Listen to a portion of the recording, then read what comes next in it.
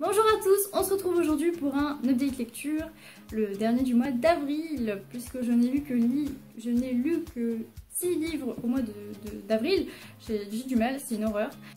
Aujourd'hui nous allons parler de Ma fugue chez moi de Colline Pierret, Hypersensible de Saverio Tomasella, c'est une horreur à dire, et le tome 1 de Gamer Nouveau Port de Pierre-Yves. Nous allons commencer par Ma fugue chez moi de Colline Pierret. Donc il s'agit de Anouk qui se fait harceler à l'école et qui finalement craque mentalement et décide de fuguer pour, je dirais, pour avoir ces petits moments de réflexion, se retrouver et surtout fuir ses problèmes. Malheureusement, Anouk est une personne relativement lâche et elle ne s'imagine pas du tout fuguer dehors, vivre dehors. Et du coup, sur, je dirais, un accident entre guillemets, eh bien, elle va vivre dans son grenier. J'ai trouvé le concept merveilleux. Ce livre m'intriguait beaucoup pour le titre et également pour ce qu'il en révélait. Je me suis vraiment posé la question, comment est-ce qu'on peut fuguer chez soi? Et j'ai eu ma réponse du coup. Donc voilà, madame est dans son grenier, personne ne le sait. Et ce qui est très bien avec ce livre-là, c'est que le fait qu'elle soit dans le grenier, eh bien, on peut quand même suivre la réaction de sa famille en fait. Et c'est quelque chose que j'ai trouvé génial de ne pas s'attarder tout le temps sur Anouk, sur ce qu'elle faisait et comment elle survivait. J'en reviens à la survie, j'ai quand même trouvé très intéressant de voir comment une adolescente de 14 ans pouvait survivre. Bon, c'est sûr que c'est dans un grenier, mais je me suis vraiment posé la question de comment elle pouvait survivre et j'ai vraiment adoré ça en fait. Moi, l'aspect survie, ça me tente beaucoup et encore plus quand c'est chez soi, quoi. Ça m'intrigue vraiment, vraiment, vraiment.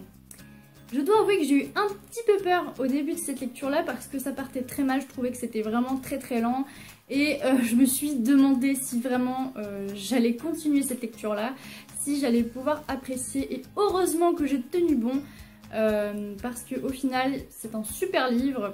C'est un super livre malgré les quelques lenteurs au début, mais je pense que c'est normal, c'est pour mettre le décor en place. C'est vraiment une super histoire, c'est un livre qui est très court et c'est passé vite, c'est passé très vite. Voilà, donc j'ai vraiment apprécié cette lecture, il y a des rebondissements, c'est quand même un sujet pas mal atypique. Les personnages sont vraiment cool. Ce qui a pêché pour moi, c'est, je dirais, la fin que j'ai trouvé vraiment trop cuculapraline. Mais bon, ça va, ça donne quand même un message d'espoir, même si c'était trop pour moi. Pour moi, ce livre vaut un 7 sur 10. Nous allons passer à Hypersensible, trop sensible pour être heureux de Saverio Tomasella. Donc, comme le titre l'indique, ça parle d'hypersensibilité, donc je me suis quand même pas mal renseignée à ce sujet-là avant d'acheter ce livre. Je me posais quelques questions dessus. Alors, j'ai commencé ce livre avec une grande joie et je l'ai terminé de manière assez déçue. Donc c'est très bien, au début on a une définition plutôt vaste de l'hypersensibilité parce qu'au final ça dépend vraiment de chacun, de chaque comportement et comment chaque personne le vit. Donc c'est assez difficile de donner une définition précise, mais on a une définition plutôt vaste. Donc ça c'est cool. Et puis après ça, c'est devenu un petit peu compliqué. J'attendais de ce livre des témoignages, de l'analyse et des explications sur l'hypersensibilité. Les témoignages, j'en ai eu, j'en ai bavé parce qu'il n'y a que ça. Voilà, je suis pas contente à ce niveau-là parce que un témoignage c'est très bien, vraiment, c'est super d'en avoir plusieurs même. Mais comme dit la phrase toute pourrie, trop de témoignages tue le témoignage. Voilà, pour moi il y en avait beaucoup trop, j'ai fait une overdose et ça répondait pas vraiment à ce que je recherchais en fait. Donc c'est super cool parce qu'on a des exemples, du coup on peut s'identifier, ok. Mais voilà, pour moi il manquait vraiment ce côté analytique. Un témoignage c'est bien, si on l'analyse c'est mieux. Il y avait quelques petites analyses mais vraiment c'était très léger. C'était pas assez en profondeur et ça m'a vraiment manqué.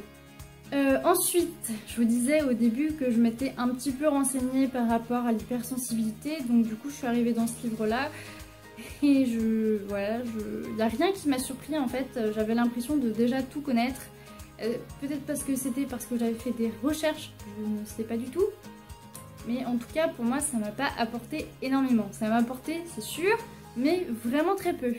Donc voilà, je suis déçue de ce livre parce que j'en attendais beaucoup plus que que 50 témoignages. J'attendais de l'analyse et j'attendais quelque chose de plus poussé, quelque chose que je n'ai pas eu. Donc pour moi ce livre vaut un 5 sur 10. Nous allons donc conclure par le livre entre guillemets le plus désastreux. J'ai lu le premier tome de Gamer, donc Nouveau Port, en lecture commune avec Chill Riri, donc sa chaîne sera en barre d'infos. Je ne vais pas du tout m'attarder sur ce livre-là puisque je l'ai abandonné. Je l'ai abandonné et je n'en suis pas fière, je suis même très triste. C'était un cadeau de mon copain, ça fait mal au cœur quand même. En gros, ce livre parle d'adolescence, d'école et puis de côté geek, tout ça mélangé. Je pensais que ça allait faire une bonne fusion, malheureusement pour moi, j'ai trouvé que c'était beaucoup trop lent, il ne se passait rien du tout. Je suis arrivée à la moitié du livre mais il se passait vraiment rien, j'arrivais pas à entrer dans le livre. Le prologue j'ai rien compris, le premier chapitre j'ai rien compris non plus, donc ça partait relativement pas bien. Après encore une fois je trouve que le concept est vraiment génial parce que j'ai vraiment pas l'habitude de trouver des livres où il y a un côté geek dedans. Mais voilà, pour moi c'est pas bien exploité, il n'y a pas assez d'action, c'est un tome qui est plat en fait, c'est hyper plat et j'ai vraiment pas du tout accroché et j'ai pas du tout réussi à me plonger dedans quoi. Donc voilà, ma copine de lecture a trouvé aussi que c'était plat et que elle m'a dit du coup, puisqu'elle l'a fini, que ça n'avançait pas beaucoup mieux. Bon, du coup vous l'aurez compris, je continuerai pas la saga, voilà, je l'ai vraiment abandonné à contre-cœur, mais voilà, c'était pas possible et je sais que j'aurais pas du tout mis une bonne note. Cette vidéo est terminée, j'espère qu'elle vous a plu et je vous fais plein de gros bisous. Salut!